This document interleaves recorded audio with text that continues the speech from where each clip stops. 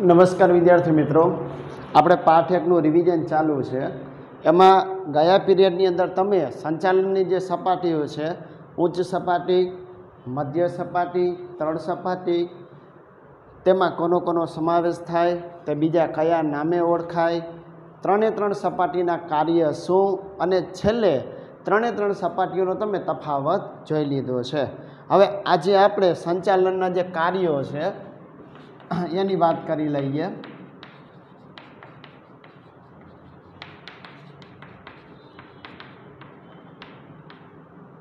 પાઠની શરૂઆતમાં પણ તમને કહેવામાં આવ્યું હતું કે ભાઈ સંચાલનના કાર્યો કે જેની અંદર આયોજનથી શરૂઆત કરી અને અંકુશ સુધીની વાત આવશે. એટલે એ જ કહેવા માગે છે કે કોઈ પણ ધંધાકીય હેતુ જો સિદ્ધ કરવો હોય તો સંચાલન કાર્યક્ષમ હોવું જોઈએ. આખી સંચાલન જે પ્રક્રિયા છે, મતલબ કે એકમનું હેતુ નક્કી કર્યો, પછી આયોજન ઘડવું, આયોજન ઘડી લીધા પછી વ્યવસ્થા તંત્ર, એટલે કે આખું માળખું તૈયાર કરવું કે જેની અંદર સત્તાને જવાબદારીની સોંપણી કરવી. એ થઈ ગયા પછી કર્મચારી વ્યવસ્થાની વાત આવે. કર્મચારી વ્યવસ્થાની અંદર ભરતી, પસંદગી, તાલીમ, એને લગતા પ્રશ્નો હોય, એને લગતી વાત હોય. એ થઈ ગયા પછી જ્યાં જરૂર પડે ત્યાં કર્મચારી પર દેખરેખ રાખવું, તેને દોરવણી આપવી, અને છેલ્લે અંકુશ સુધીના કાર્યની વાત આવે છે. એટલે એ જ કહે છે કે જો સંચાલનને કાર્યક્ષમતાપૂર્વક પાર પાડવો હોય કે જેના દ્વારા હેતુ સિદ્ધ કરી શકાય તો ચોક્કસ પ્રક્રિયાને અનુસરવી પડે. હવે પ્રક્રિયા એટલે શું? તો કે અગાઉથી નક્કી કરેલા હેતુને સિદ્ધ કરવા માટે તબક્કાવાર ચાલતી પ્રવૃત્તિ, એને આપણે પ્રક્રિયા કહીશું. સૌથી પહેલાં એકમના હેતુ નક્કી થઈ ગયા, એને પાર પાડવા માટે સંચાલન અલગ અલગ કાર્ય કરશે, એને ક્રમમાં ગોઠવવામાં આવશે. આ આખી પ્રક્રિયાને સંચાલનની પ્રક્રિયા કહેવાય. જોકે સંચાલનની પ્રક્રિયામાં કયા કાર્યો હોવા જોઈએ એ વિશે જુદા જુદા વિદ્વાનો વચ્ચે મતાંતર, મતલબ કે દરેકના મત છે અલગ અલગ જોવા મળે છે. સામાન્ય અભ્યાસ ખાતર અહીંયા એવા કેટલાક સંચાલન શાસ્ત્રીઓ કે જેને આપેલા સંચાલનના કાર્ય વધારે મહત્ત્વના ગણાય છે, તો એ કાર્યોનું તમને વર્ગીકરણ આપેલું છે.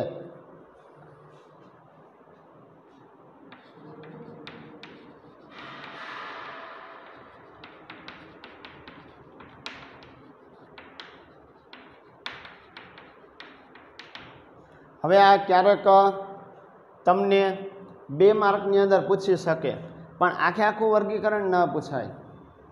એમાંથી વધારે પૂછાતું હોય તો લ્યુથર ગિવલિકનું વર્ગીકરણ. ચાલો હવે એમાં 5 સંચાલન શાસ્ત્રીઓએ જે પોતપોતાની રીતે પોતાના વિચાર પ્રમાણે જે વર્ગીકરણ કર્યું છે એની વાત કરીએ.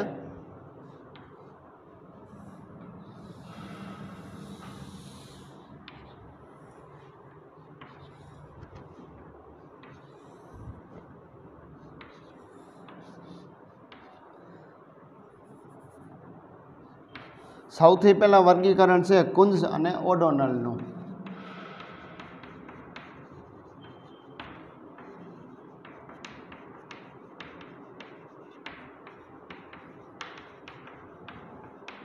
આ બધા જે સંચાલન શાસ્ત્રીઓએ સંચાલનના કાર્યોનું વર્ગીકરણ કર્યું એમાં બહુ તફાવત નથી. થોડા ઘણા કાર્ય ઓછા કરેલા હોય અથવા તો ઉમેરેલા હોય. હવે એમના મત મુજબ કયા કાર્યો છે? તો કે આયોજન, ત્યાર પછી કે વ્યવસ્થા તંત્ર,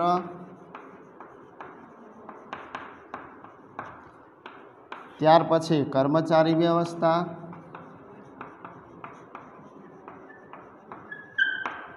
ત્યાર પછી દોરવણી, અને છેલ્લે અંકુશ. કુન્ઝ અને ઓડોનલના જણાવ્યા પ્રમાણે આયોજન, વ્યવસ્થા તંત્ર, કર્મચારી વ્યવસ્થા, દોરવણી અને અંકુશ જે સંચાલનના કાર્ય કહેવાય. હેનરી ફેઉલનું વર્ગીકરણ જો આપણે જોઈએ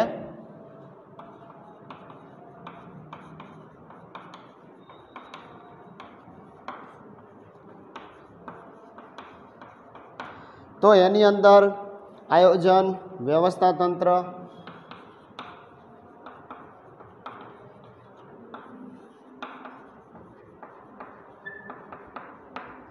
व्यवस्था तंत्र ने आपणे प्रबंध पण कहीशुं, ऑर्गेनाइजेशन। त्यार पछी के आदेशो आपवा,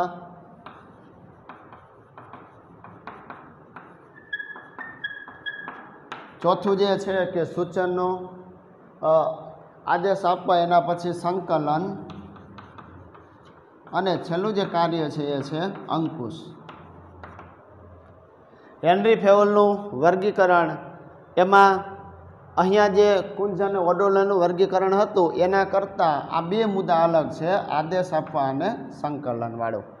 बाकी तो आयोजन, व्यवस्था तंत्र, बराबर, अंकुश ए सरखा ज छे।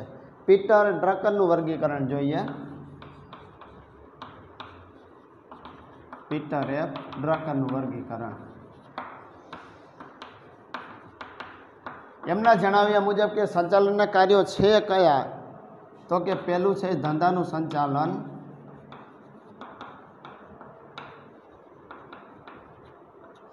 त्यार पछी के संचालकोनुं संचालन,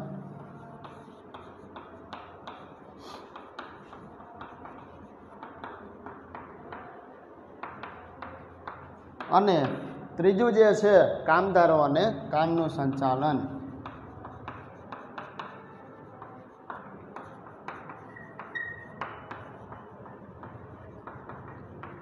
એટલે કે પીટર એફ ડ્રકરના જણાવ્યા પ્રમાણે સૌથી પહેલાં જે ધંધો આપણે શરૂ કર્યો એનું સંચાલન જરૂરી છે। ત્યાર પછી સંચાલકો જે કાર્ય કરે છે એમની વચ્ચે પણ સંચાલન હોવું જોઈએ। કામદારો જે કાર્ય કરે છે અથવા તો જે કામ થઈ રહ્યું છે એનું સંચાલન પણ જરૂરી છે।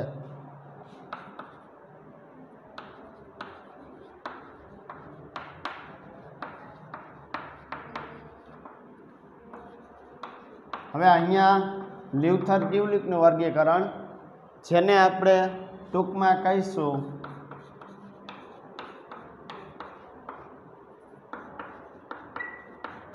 પોસ્ટ ડી કોર્બ તરીકે ઓળખાય છે। અને જ્યારે તમને સંચાલનનું વર્ગીકરણ જો પૂછવામાં આવે તો વધારે પૂછવાની શક્યતાવાળું હોય તો લ્યુથર ગ્યુલિકનું। તમે આ સૂત્ર યાદ રાખશો એટલે તમને આવડી જશે। હવે એમાં પી, બરાબર, પી એટલે શું, તો કે પ્લાનિંગ। પ્લાનિંગનો મતલબ શું થશે, આયોજન। ત્યાર પછી ઓ, ઓ એટલે ઓર્ગેનાઇઝેશન।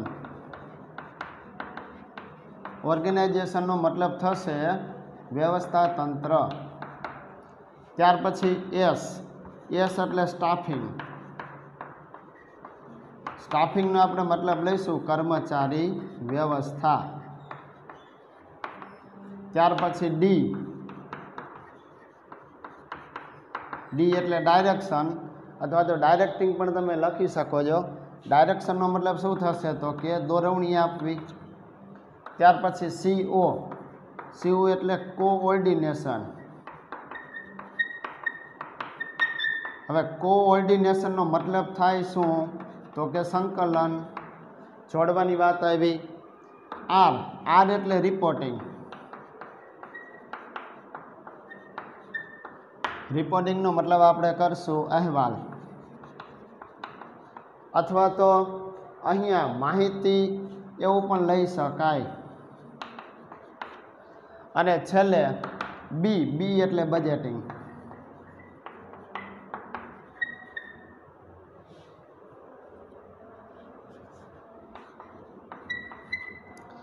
હવે બજેટિંગનો મતલબ શું થશે, બજેટ એટલે કે અંદાજપત્ર।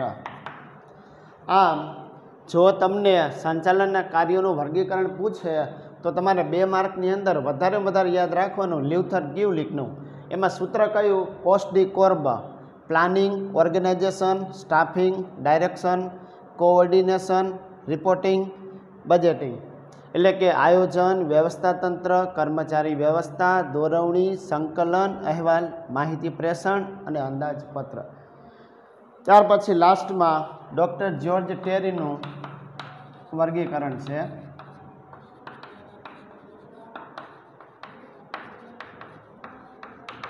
એમના જણાવ્યા પ્રમાણે કે સંચાલનના કાર્યો હોય કયા? આયોજન, વ્યવસ્થા તંત્ર, દોરવણી ને અંકુશ.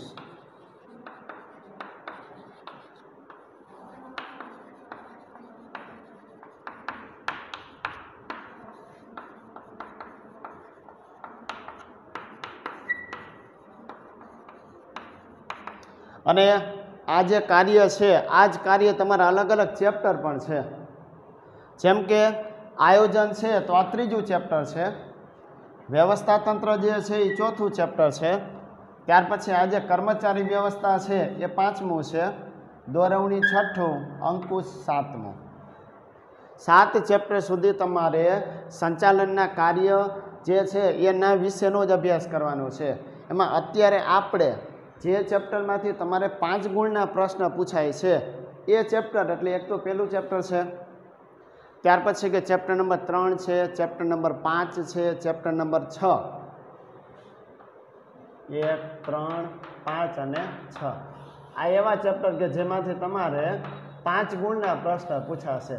તો આપણે રિવિઝનમાં પહેલો ચેપ્ટર પછી આપણે 3જું ચેપ્ટર લઈશું જેથી તમારે 5 માર્કના પ્રશ્નની તૈયારી થઈ જાય. અને આ જે તમારો વિભાગ છે એ તમારે 20 માર્કનો પૂછાય છે અને મહત્ત્વનો ગણાય છે. એટલું જ નહીં પણ વધારે માર્ક જો મળતા હોય તમને એક્ઝામમાં પેપરની અંદર તો પણ વિભાગ જે આપણે છેલ્લો આવે એ વિભાગ 5 ગુણનો એમાં વધારે માર્ક મળે છે.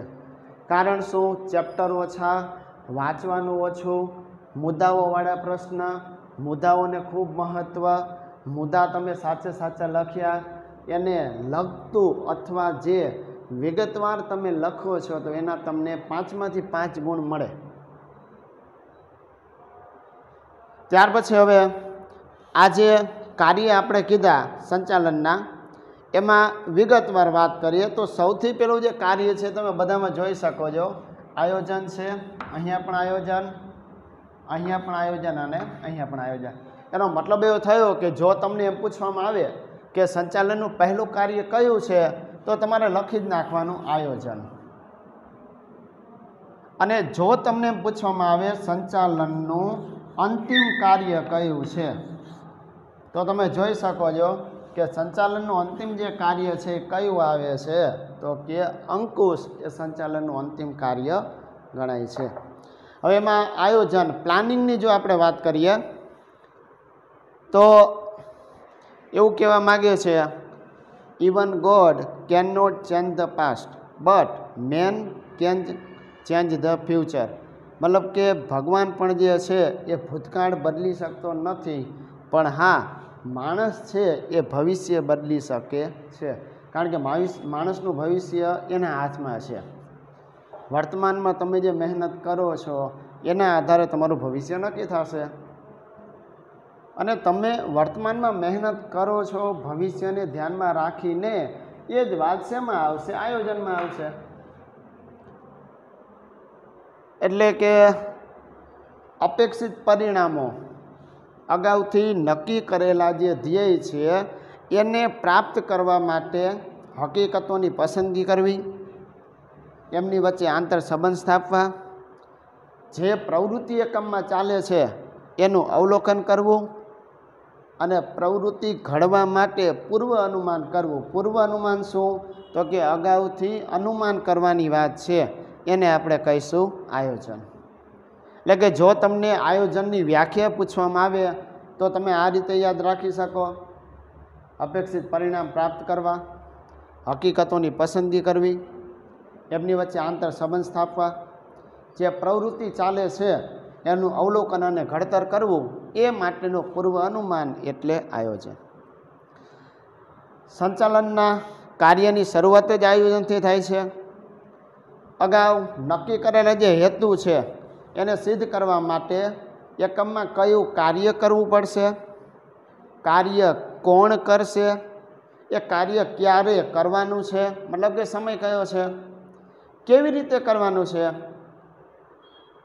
કેટલા પ્રમાણમાં એ કાર્ય કરવાનું છે, મતલબ કે જથ્થો કેટલો ઉત્પાદન કરવાનું છે, ઉત્પાદન અને કાર્ય ક્યારે પૂર્ણ કરવાનું છે.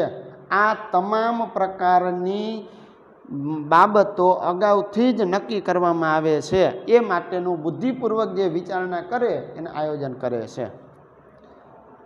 આ આયોજન તમારા માટે પણ એટલું મહત્ત્વનું છે, કારણ કે હવે તમારી એક્ઝામ નજીક છે. તમે આખું વર્ષ મહેનત કરી છે, અભ્યાસક્રમ લગભગ દરેક વિષયના પૂર્ણ થઈ ગયા હશે, તો અગાઉથી જ તમે નક્કી કર્યું હશે કે જ્યારે તમારું 12 કોમર્સની શરૂઆત થઈ કે ભાઈ આપણે કેટલું વાંચવાનું છે, કયા વિષયમાં કેવી તૈયારી કરવાની છે, વાંચવાનો સમય કયો, મતલબ કે ક્યારે વાંચીશું, કેવી રીતે વાંચવું, કે ભાઈ પહેલાં થિયરી વાંચવી છે કે પછી પ્રેક્ટિકલની વાત છે, દાખલાઓ ગણવા છે, કેટલા પ્રમાણમાં, રોજ 2 કલાક કે પછી 1.5 કલાક જે વાંચવું હોય તે, અને ક્યારે મારે વાંચવાનું પૂર્ણ કરવું. મોટા ભાગે તમારું પેપર બોર્ડનું પૂરું થાય ત્યારે એ વિષયનું તમારું વાંચવાનું પૂરું થઈ જાય. તો આ તમે અગાઉથી કરેલું આયોજન કહેવાય અને ભવિષ્ય માટેની આ પૂર્ણ વિચારણા કહેવામાં આવે છે. કારણ કે પૂર્વ વિચારણા, પૂર્વ એટલે પહેલાં, વર્તમાનમાં ભવિષ્ય માટેની વિચારણા કરવામાં આવે છે. હા, જો તમે ભવિષ્યનું વિચારતા હોય તો એમાં કેટલાક જોખમ છે, કેટલીક અનિશ્ચિતતા પણ છે. જોખમ મોટા ભાગે 2 પ્રકારના હોય, કુદરતી અને માનવ સર્જિત. વાવાઝોડું આવી જાય, ભૂકંપ આવી જાય, સુનામી આવી જાય, એ કુદરતી જોખમ કહી શકાય. માનો કે આગ લાગી જાય, હડતાલ પાડી દે કર્મચારીઓ, તો એ માનવ સર્જિત જોખમ કહેવાય. એ જોખમોને પણ અહીંયા ધ્યાનમાં લેવા પડે છે. અનિશ્ચિતતા પણ છે કે ભાઈ ઉત્પાદન થયું છે તો બધો જ માલ વેચાઈ જશે કે નહીં, નફો કેટલો મળશે, કારણ કે નફો નિશ્ચિત નથી.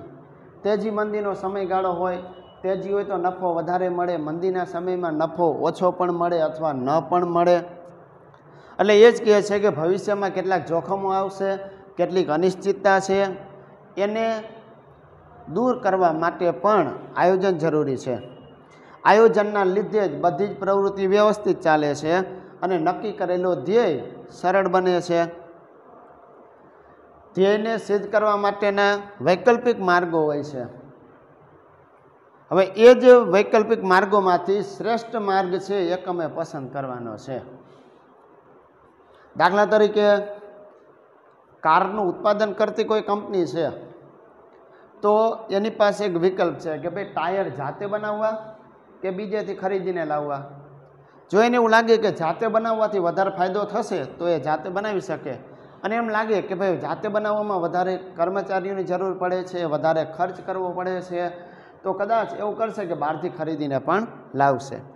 એટલે કે ઘણા બધા વૈકલ્પિક માર્ગો છે, એમાંથી સંચાલકોએ નક્કી કરવાનું કે કયો માર્ગ શ્રેષ્ઠ છે, પછી એને આધારે આયોજન ઘડે છે.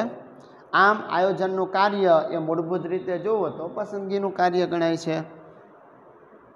અને સંચાલનના અન્ય જે કાર્યો છે, વ્યવસ્થા તંત્ર, કર્મચારી વ્યવસ્થા, દોરવણી, અંકુશ, આ બધા જ કાર્યોનો આધાર જો કહેવામાં આવે તો એ આયોજન છે.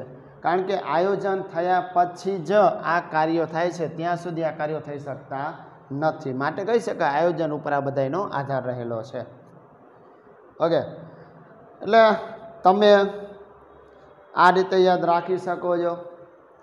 હવે એના પછી બીજું જે કાર્ય છે એ છે વ્યવસ્થા તંત્ર. એની જો આપણે વાત કરીએ, એની ચોક્કસ વ્યાખ્યા છે કે ભાઈ વ્યવસ્થા તંત્ર એટલે શું. આખું વર્ગીકરણ યાદ રાખી લેજો.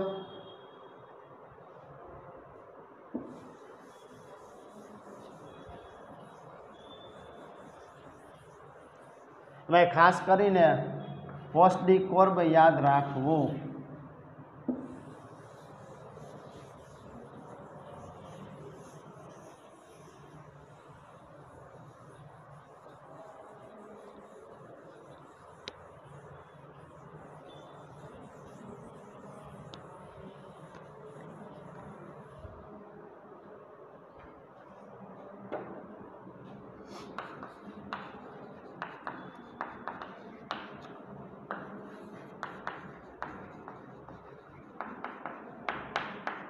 જો તમને 1 માર્કની અંદર પૂછે કે આયોજન એટલે શું, તો હમણાં કીધું એ તમે લખી શકો. હકીકતોની પસંદગી કરવી, એમની વચ્ચે આંતર સંબંધ સ્થાપવા, જુદી જુદી પ્રવૃત્તિનું અવલોકન કરવું, ઘડતર કરવું, એ માટેનું પૂર્વ અનુમાન. એટલે ટૂંકમાં આવી રીતે લખી શકાય: હકીકતોની પસંદગી,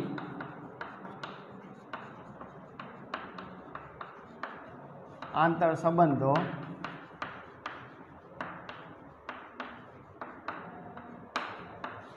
પ્રવૃત્તિનું વર્ગીકરણ, પ્રવૃત્તિનું અવલોકન અને ઘડતર માટેનું પૂર્વ અનુમાન. બસ આ શબ્દ તમે લખી નાખ્યોનો મતલબ એવો થયો કે તમારી વ્યાખ્યામાં મહત્વની બાબત આવી ગઈ. હવે વ્યવસ્થા તંત્ર કોને કહેવાય? તો કે સમાન હેતુની સિદ્ધિ માટે એકત્ર થયેલા લોકો વચ્ચે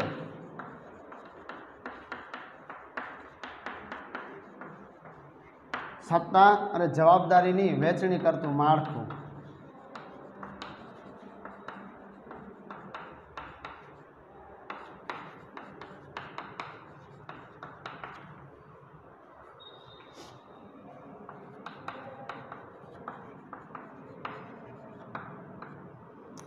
સમાન હેતુની સિદ્ધિ માટે મતલબ કે હેતુ તો મોટાભાગે એક જ રાખેલો હોય, નફો મેળવવાનો.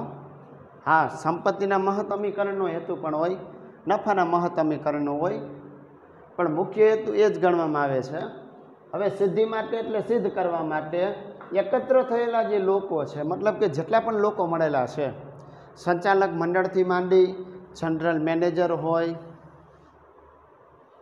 મેનેજિંગ ડાયરેક્ટર્સ હોય, મુખ્ય વહીવટી અધિકારી, અલગ અલગ વિભાગના અધિકારીઓ, સુપરવાઇઝરથી માંડીને કર્મચારી સુધી, એટલે કે જેટલા પણ લોકો ભેગા થયેલા છે એમની વચ્ચે સત્તા અને જવાબદારીની વહેંચણી કરતું આખું માળખું એટલે વ્યવસ્થા તંત્ર. હવે આ વ્યવસ્થા તંત્રના તમારે પ્રકારો વિશે પણ આવશે, જેમ કે રૈખિક વ્યવસ્થા તંત્ર છે, ત્યાર પછી કે કાર્ય અનુસાર વ્યવસ્થા તંત્ર છે,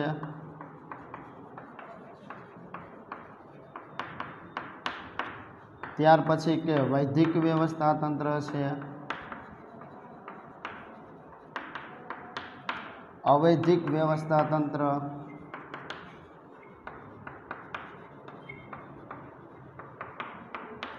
અને છેલ્લે શ્રેણિક વ્યવસ્થા તંત્ર. એટલે કે ચેપ્ટર નંબર 1ની અંદર તો માત્ર તમને આ વ્યવસ્થા તંત્ર કે આયોજન કે સંકલન કે જે કયો તેની પ્રસ્તાવના જ છે. વિગતવાર અભ્યાસ તમારે ચેપ્ટર નંબર 4ની અંદર આવશે, જેનું નામ જ છે વ્યવસ્થા તંત્ર, જેની અંદર તમારે રૈખિક, કાર્ય અનુસાર, વૈધિક, અવૈધિક અને શ્રેણિક આ જે 5 વ્યવસ્થા તંત્રના પ્રકારો છે એના વિશે તમારે વિગતવાર અભ્યાસ કરવાનો આવશે. એટલે કે આયોજન દ્વારા ધ્યેય કે નીતિ કે કાર્યક્રમ નક્કી થઈ જાય છે. હવે આયોજન દ્વારા જે ધ્યેય કે કાર્યક્રમ નક્કી કરેલા છે એને પાર પાડવા માટે અથવા પૂરા પાડવા માટે વ્યવસ્થા તંત્રની રચના કરવામાં આવે છે. અગાઉ જે ધ્યેય નક્કી કરેલો છે એને પૂર્ણ કરવા માટે એકમમાં જેટલી પણ પ્રવૃત્તિ ચાલે છે એને જુદા જુદા વિભાગ પાડી દેવામાં આવશે. કારણ કે રૈખિક વ્યવસ્થા તંત્રની અંદર વિભાગો પાડી દેવામાં આવે અને આ જ વિભાગોમાં અલગ અલગ માણસો છે એ કાર્ય કરે છે. એ માણસોને જે તે વિભાગનું કામ સોંપી દેવામાં આવશે. માત્ર કામ નથી સોંપી દેવામાં આવતું, કામ સોંપે તો એની સાથે સાથે એને સત્તા અને જવાબદારી પણ આપવામાં આવે છે. સત્તાનો મતલબ એવો થાય કે અન્ય વ્યક્તિ પાસેથી કામ લેવાની તમારી સત્તા. જવાબદારીનો મતલબ એવો થાય કે તમને જે કામ સોંપવામાં આવ્યું છે એ બરાબર થયું છે કે નહીં એ જોવાની જવાબદારી કોની? તમારી. એટલે એ જ કહે છે કે ભાઈ કામ તો આપી દેવામાં આવે છે, સાથે સાથે સત્તા અને જવાબદારીની પણ વહેંચણી કરવામાં આવે છે. એને આપણે કહીશું વ્યવસ્થા તંત્ર અથવા તો એને આપણે કહી શકીએ પ્રબંધ, ઓર્ગેનાઇઝેશન. વ્યવસ્થાતંત્રની રચનાથી એ જાણવા મળે કે એમાં કોણ કોની દેખરેખ રાખશે, મતલબ કે કયા અધિકારીએ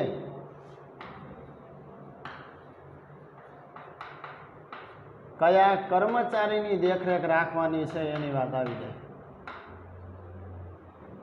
કોણ કોની દેખરેખ રાખશે, કાર્ય કરવા અંગે અધિકારીને કેટલી સત્તાને જવાબદારી મળેલા છે, જે વ્યક્તિઓ કે અધિકારીઓ કે કર્મચારીઓ કામ કરે છે એમની વચ્ચે આંતર સંબંધો કેવા છે, એ વગેરેનો ખ્યાલ શેને આધારે આવે છે, તો કે વ્યવસ્થા તંત્રને આધારે. આમ આયોજનને આપણે મગજ કહી શકીએ ધંધાકીય એકમનું.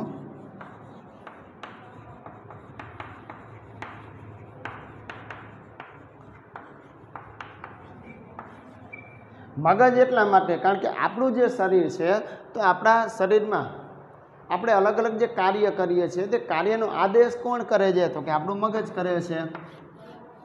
એટલે અહીંયા એ જ કહે છે કે આયોજન દ્વારા શું કર્યું, આયોજન કાર્યક્રમ કે ધ્યેય નક્કી કર્યા, એટલે કે આદેશ કર્યો કે ભાઈ આ કાર્યક્રમ છે એ પૂરો કરવાનો છે. તો આપણે વ્યવસ્થા તંત્રને શું કહીશું, શારીરિક માળખું.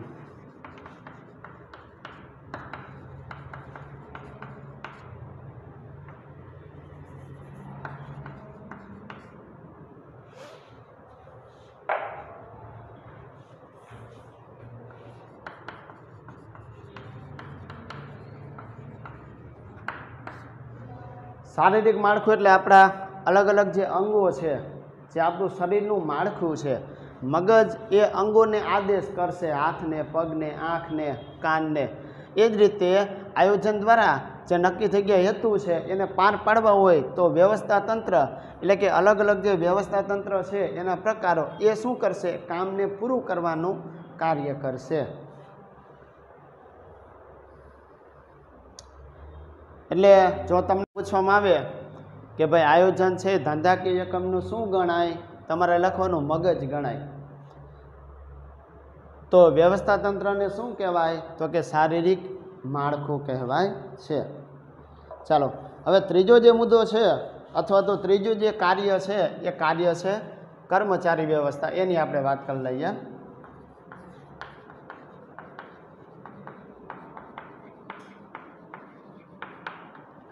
અને આ જે છે એ તમારું ચેપ્ટર નંબર 5 આખે આખું.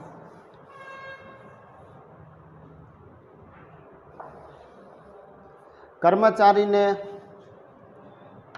એકમના હાથ પગ ગણવામાં આવે છે.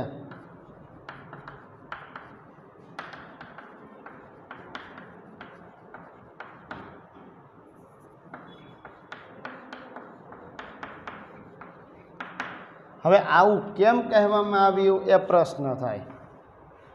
અહીંયા હમણાં તમને કીધું કે ભાઈ વ્યવસ્થા તંત્ર કે જેની અંદર અધિકારીઓ છે, કર્મચારીઓ છે, માળખું છે.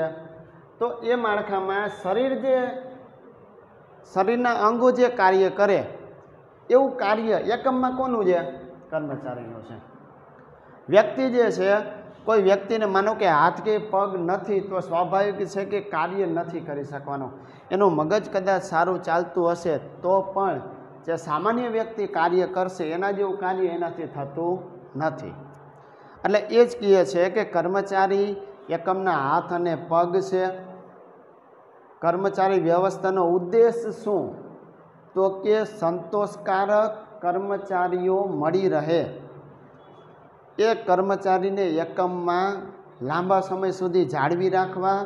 એટલું જ નહીં પણ કર્મચારીઓનો વિકાસ પણ થવો જોઈએ. અને કોઈ પણ એકમને જો પ્રગતિ કરવી હોય તો આ જે કર્મચારીઓ છે એને માન મહત્ત્વ આપવું જોઈએ.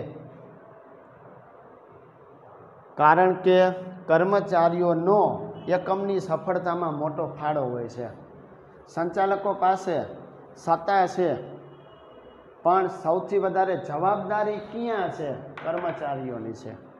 આ જ કર્મચારીઓ જે જીવંત વ્યક્તિ છે એનું કંઈક માન સન્માન છે, લાગણી છે, સ્વમાન છે, એને ધ્યાનમાં રાખીને પછી સંચાલકો એવા નિર્ણય લેવાના છે કે કર્મચારીઓને પણ લાભ થવો જોઈએ.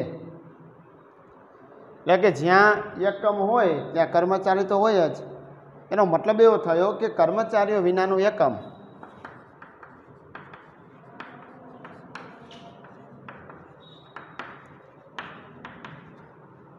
જો તમને પૂછે કે ભાઈ કર્મચારી વિનાનું એકમ કોના જેવું ગણાય છે,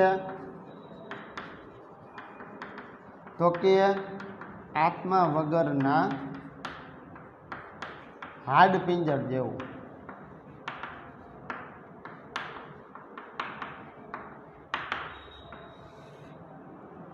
એ એટલા માટે કે એકમની સ્થાપના તો શરૂ કરી દીધી, એકમમાં આયોજને ઘડી નાખ્યું છે, કાર્યક્રમ નક્કી કરી નાખ્યા, ધ્યેય કે હેતુ નક્કી કરી નાખ્યા, પણ જો એ એકમમાં કર્મચારી જ ન હોય તો એકમની ઉત્પાદનની પ્રવૃત્તિ કે બીજી જે પ્રવૃત્તિ છે એની શરૂઆત જ થતી નથી. મતલબ કે જેમ વ્યક્તિ મૃત્યુ પામે આત્મા વગરનું એનું હાડપિંજર હોય એ જ રીતે એકમ પણ ગણાય છે, કારણ કે કર્મચારીઓ છે એ ત્યાં હોતા નથી.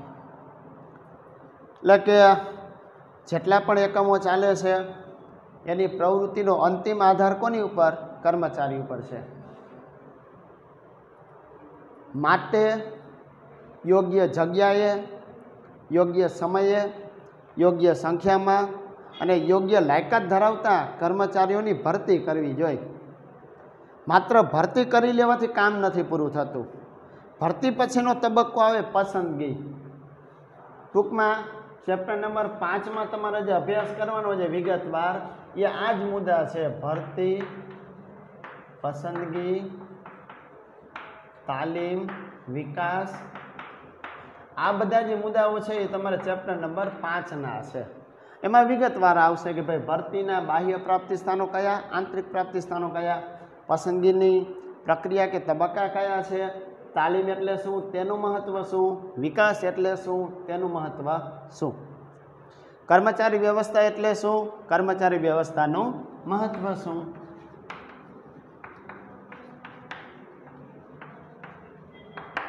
આ તમારે ચેપ્ટર નંબર 5 આખું આટલામાં આવી જાય.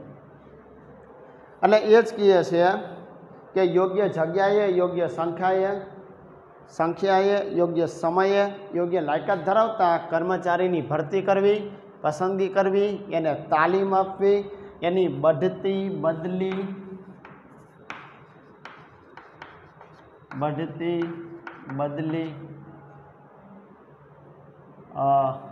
પ્રતીક્ષા યાદી,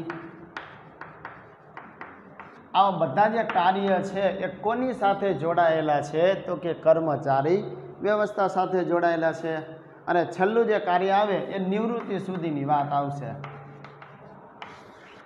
એટલે કે રિટાયરમેન્ટ. તો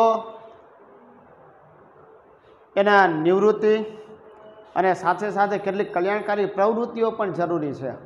હવે કલ્યાણકારી પ્રવૃત્તિઓ કઈ?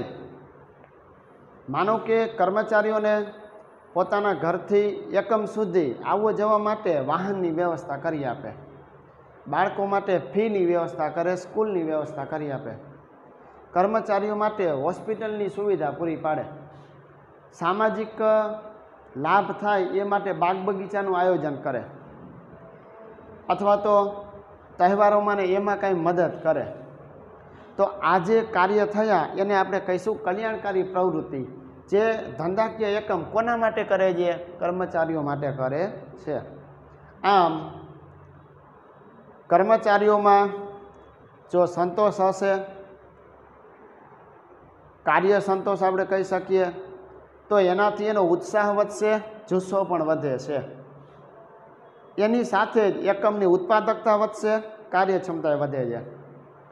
કર્મચારી વ્યવસ્થામાં ઔદ્યોગિક એકમમાં કામ કરતા જેટલા પણ કર્મચારીઓ છે એને લગતા પ્રશ્નોનો પણ અભ્યાસ કરવામાં આવે છે, અને સાથે સાથે એને ઉકેલવાનો પ્રયાસ પણ થાય છે. એનો મતલબ એવો થયો કે કોઈ પણ એકમની સફળતાનો આધાર કોની ઉપર છે? તો કે અંતિમ આધાર છે એ કર્મચારીઓ ઉપર છે. અને ઘણા એવા એકમો છે, ઘણી એવી સંસ્થાઓ છે કે જે પોતાના કર્મચારીઓને સાચવી શકી નથી, તો એ એકમ કે એ સંસ્થાઓ લાંબા સમય સુધી ટકી શકી પણ નથી. એ પોતાનું જાતે કરીને પતન કરેલું છે એમ કહી શકાય. ઓકે, ત્યાર પછી દોરવણીની જો વાત કરીએ તો કે દોરવણી એટલે શું? કર્મચારીને ધ્યેય પૂર્તિ માટે માર્ગદર્શન આપવું અને એની ઉપર દેખરેખ રાખવી. માત્ર કર્મચારીને કામ સોંપી દેવાથી પૂરું નથી થઈ જતું, પણ કર્મચારી જે કામ કરે છે એને જરૂર પડે ત્યારે માર્ગદર્શન આપવું પડે, એની ઉપર દેખરેખ રાખવી પડે છે. ઔદ્યોગિક એકમમાં હેતુ નક્કી કરી આયોજન કરવામાં આવે.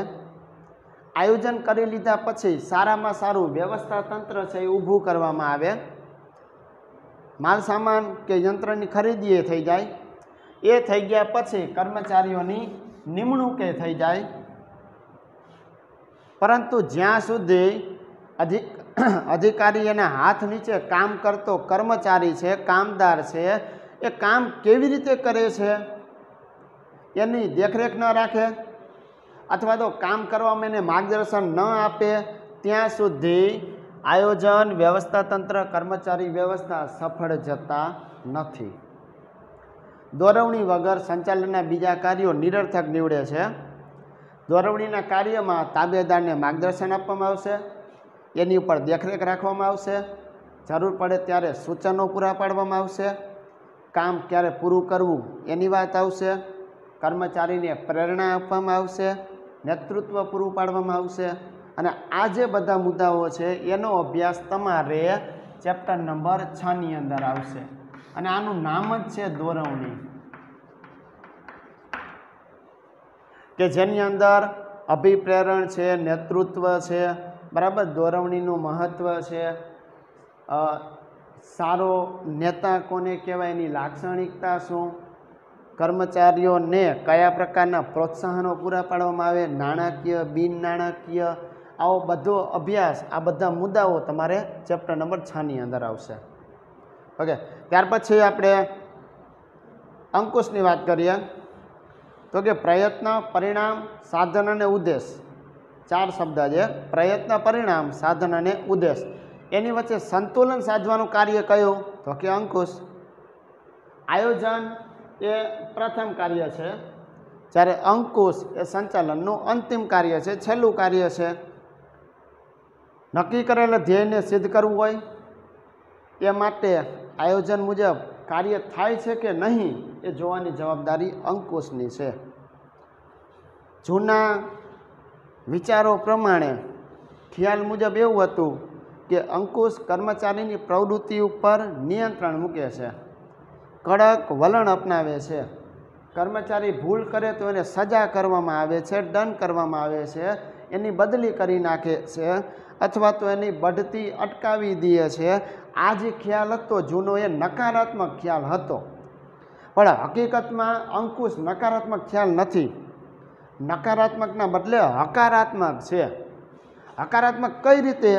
કર્મચારી જે કાર્ય કરે છે જો એની ભૂલ થાય તો એને સુધારવાનો પ્રયાસ કરવામાં આવે છે, કર્મચારીઓને સૂચના આપવામાં આવે છે અને એ ધ્યાન રાખવામાં આવે છે કે અગાઉ જે ભૂલ થઈ હતી એ ભવિષ્યમાં થવી જોઈએ નહીં. કર્મચારીને સાચી દિશામાં લઈ જવાનું કાર્ય કરે છે. આમ અંકુશ એ હકારાત્મક કાર્ય છે. હવે નેક્સ્ટ પીરિયડની અંદર આપણે હજી એક કાર્ય સંકલન, એનું મહત્ત્વ, લાક્ષણિકતા, સંચાલનના કાર્ય વિસ્તારો જે છે, બરાબર, માર્કેટિંગ સંચાલન, માનવ સંસાધન સંચાલન, નાણાકીય અને ઉત્પાદન, એના વિશેની નેક્સ્ટ પીરિયડમાં વાત કરીશું.